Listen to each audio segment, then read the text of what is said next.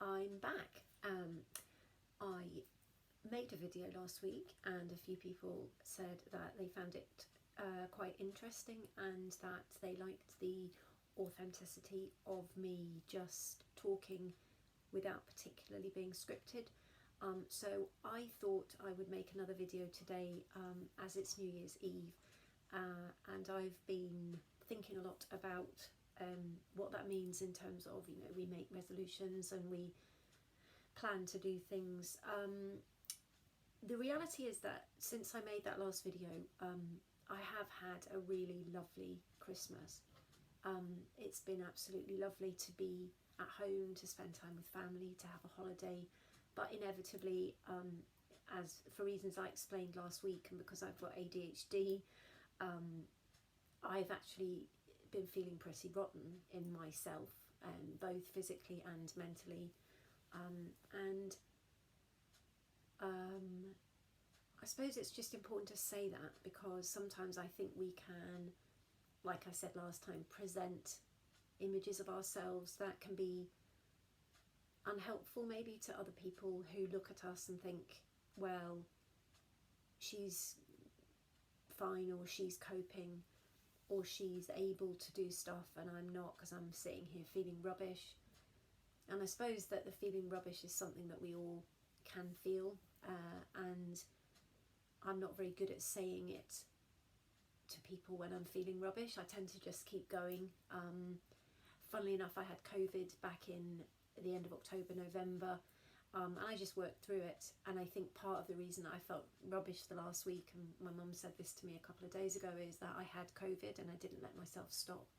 So this last week has been absolutely lovely, cosy, at home, but also just I've been tired, and yeah.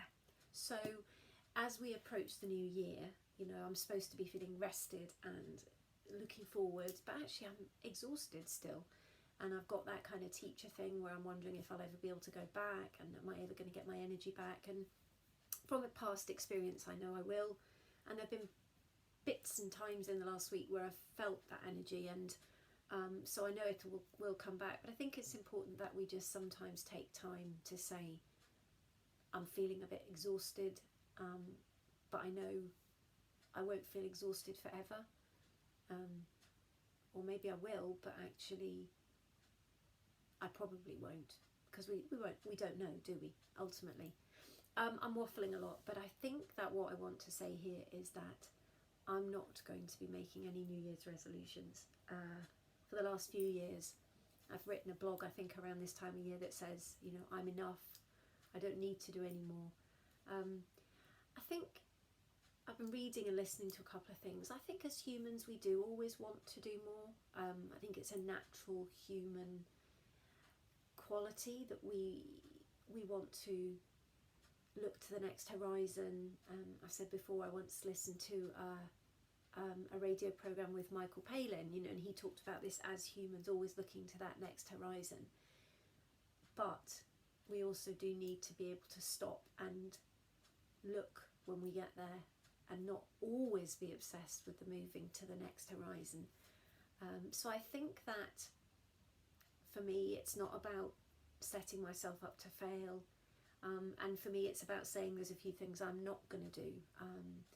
So I'm not going to say yes to things quite as readily as I have. I'm going to try not to fill my life with stuff and activity, because I know that when I do that, that's when I get to this point that I've had this Christmas of then having to pick myself right up from feeling pretty exhausted.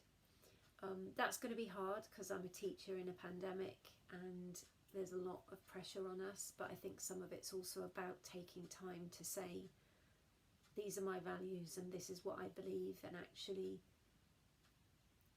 if it doesn't make sense and if it doesn't feel right, then I'm going to question whether I do it.